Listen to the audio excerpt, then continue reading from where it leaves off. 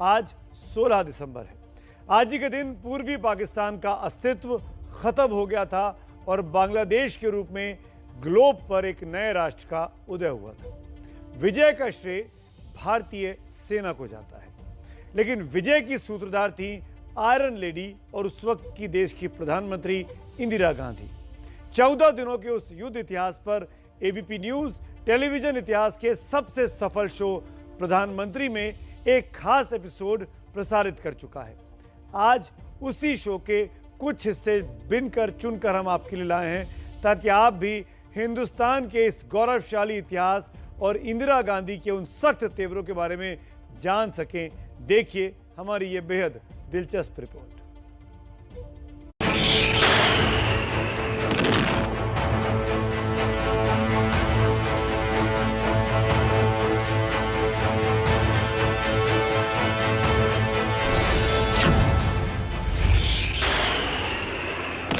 पचास साल पहले हिंदुस्तान की सिंह गर्जना ने पाकिस्तान के 2 टुकड़े कर दिए। पश्चिमी पाकिस्तान का जुल्म था, पूर्वी पाकिस्तान की बेबसी थी और इंसाफ के पक्ष में खड़ा हिंदुस्तान था, जिसने दुनिया का इतिहास भी बदला और भूगोल भी।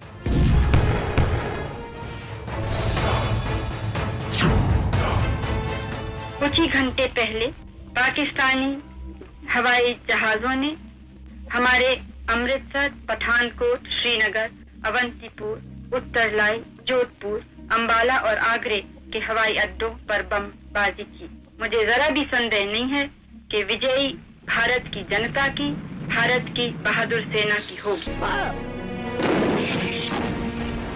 भारतीय सेना पहले से युद्ध के लिए तैयार थी और इंदिरा गांधी के इस ऐलान के साथ ही जवानों ने ढाका की तरफ कूच कर दिया। भारतीय सेना के सामने 2 लक्ष्य थे। पहला बांग्लादेश को आजाद कराना और दूसरा पाकिस्तान को सबक सिखाना।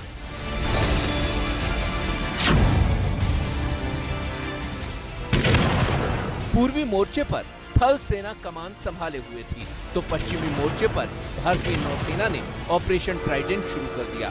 हवाई हमलों के जवाब में नौसेना ने 5 दिसंबर को कराची शहर पर जबरदस्त बमबाजी की।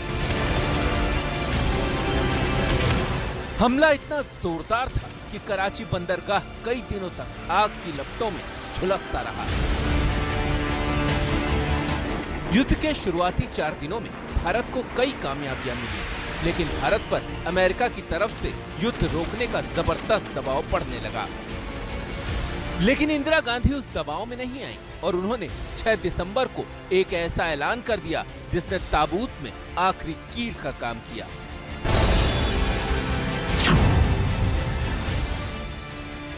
जब पाकिस्तान ने भारत के विरुद्ध युद्ध छेड़ ही दिया है, तो अब हमारी हिचकिचाहट भी अपना महत्व खो चुकी है। मुझे सदन को यह बताते हुए बेहद खुशी हो रही है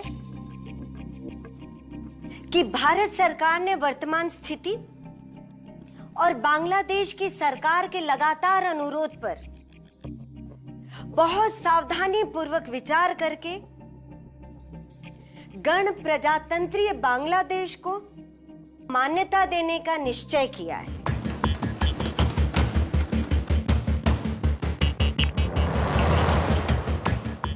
अमेरिका ने अपना ताकतवर 7वां बेड़ा बंगाल की खाड़ी में भेजा, तो प्रधानमंत्री इंदिरा गांधी के एक बुलावे पर सोवियत संघ भारत के साथ खड़ा हो गया।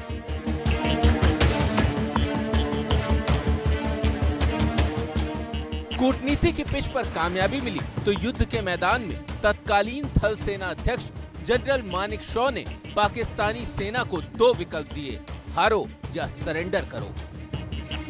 सरेंडर करने वाले पाकिस्तानी फौजियों के साथ अच्छा बर्ताव किया जाएगा, उनको पूरी सुरक्षा का भरोसा दिया जाना चाहिए।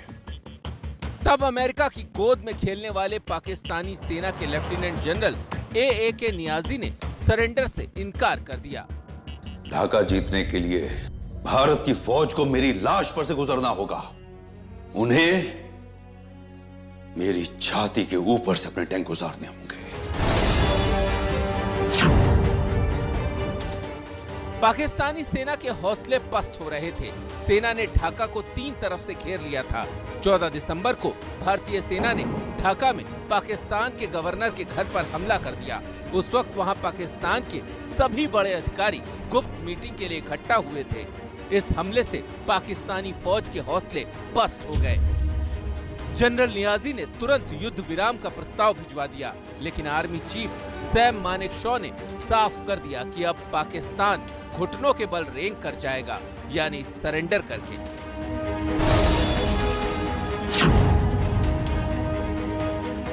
आखिरकार लेफ्टिनेंट जनरल नियाजी ने अपने 93,000 सैनिकों के साथ लेफ्टिनेंट जनरल जगजीत सिंह अरोड़ा के सामने सरेंडर कर दिया।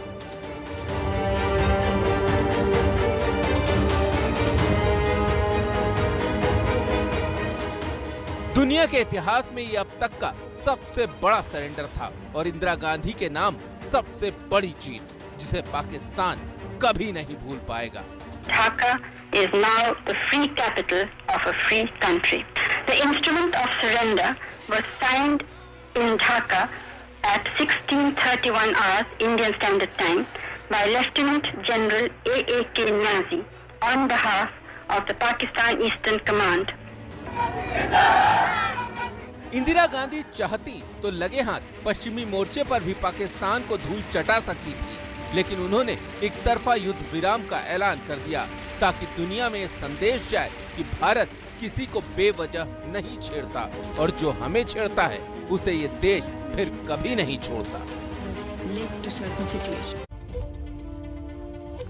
अब आप इस बात को समझिए कि हिंदुस्तान से लड़ते लड़ते पाकिस्तान के कैसे 2 टुकड़े हो गए, जबकि हिंदुस्तान का इकबाल बुलंद रहा।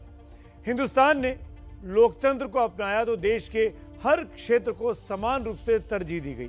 यहाँ पर यूपी से कई बार प्रधानमंत्री निकले तो आंध्र प्रदेश, कर्नाटक से लेकर पंजाब से भी देश के प्रधानमंत्री बने हैं, लेकिन पाकिस्तान में ज्यादातर समय फौजी तानाशाही रही।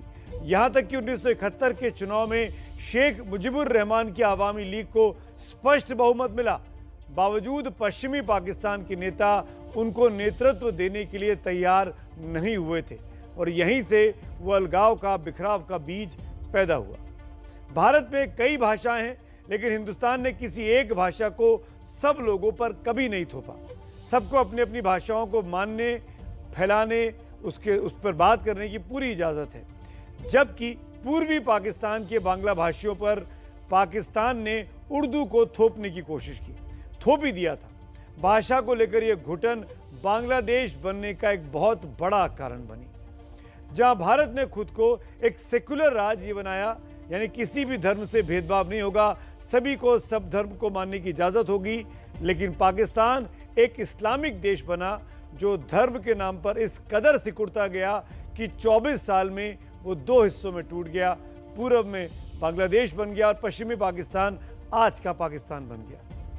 पाकिस्तान का 2 टुकड़े हो जाना जिन्ना के उस 2 नेशन थ्योरी की शिकस्त थी, जिसमें मजहब के नाम पर देश बनाने की बात की गई थी।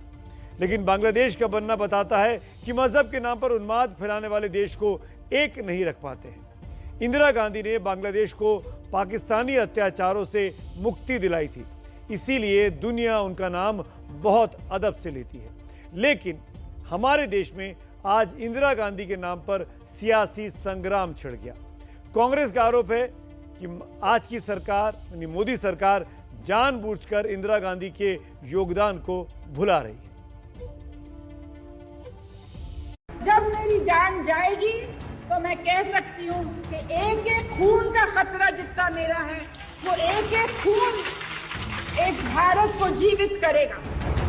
मैदान चाहे संग्राम का हो या सेवा का, इंदिरा गांधी के विचारों का कद विराट था और अंदाज अद्भुत, इसलिए वो देश की सबसे लोकप्रिय प्रधानमंत्रियों में से एक रही। इंदिरा गांधी की विरासत ने कांग्रेस को सालों तक संजीवनी दी, सत्ता दिलाई, लेकिन अब ये आरोप लग रहे हैं कि मौजूदा सरकार ने उन्हें भुला दिया। आज फंक्शन हुआ है, बांग्लादेश लड़ाई का फंक्शन हुआ है दिल्ली में, उसमें इंदिरा गांधी का नाम तक नहीं है। चंद लोग इंदिरा गांधी जी को भुलाना उनके काम को पीछे छोड़ देना, ये काम आज की सरकार कर रही है।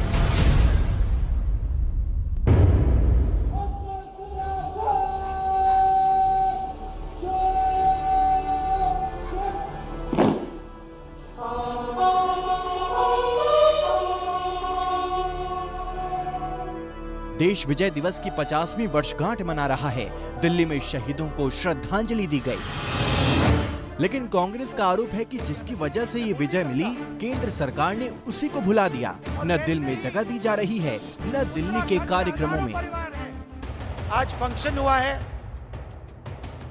बांग्लादेश लड़ाई का फंक्शन हुआ है दिल्ली में, उसमें इंदिरा गांधी का नाम तक नहीं है। जिस महिला ने 32 गोली खाई, इस देश के लिए 32 गोली खाई, उनका नाम तक नहीं है। इनविटेशन में नाम तक नहीं है, क्योंकि सच्चाई से भाइयों और बहनों सरकार डरती है। राहुल ने देहरादून से दिल्ली पर निशाना साधा तो प्रियंका ने सोशल मीडिया पर मुद्दा उठाया। अपनी दादी की 4 तस्वीरों का एक कॉलाज ट्वीट किया, साथ में केंद्र सरकार को उल्हाना भेजी। लिखा, हमारी पहली और एकमात्र महिला प्रधानमंत्री इंदिरा गांधी को भाजपा सरकार के विजय दिवस समारोह से बाहर रखा जा रहा है। यह उस दिन की 50वीं वर्षगांठ पर है जब उन्होंने भारत को जीत दिलाई और बांग्लादेश को आजाद कराया। विजय दिवस के दिन राहुल और प्रियंका गांधी ने जो सियासी नाराजगी जाहिर की, मल्लिकार्जुन खड़गे ने उसे एक कदम और आगे बढ़ा दिया। हालांकि बीजेपी के पास भी अपने तर्क हैं। इंदिरा के मुकाबले उसने भी अपनी पार्टी के प्रधानमंत्री का गौरवशाली इतिहास कांग्रेस के सामने रख दिया। चंद लोग इंदिरा गांधी जी को भुलाना और उन्होंने जो किया है उसको याद नहीं करना, ये काम आज की सरकार कर रही है। भारत पहले भी एकजुट था, भारत आज भी एकजुट है। एक इतिहास हमने 71 में बनाया था और आपने देखा है फिर उसके बाद कारगिल में भी इतिहास बना है। प्रधानमंत्री की कुर्सी पर जो भी बैठता है वो देश की अमानत होता है, किसी दल का नहीं, और उसे वो सम्मान मिलना ही चाहिए जिसका वो हकदार है।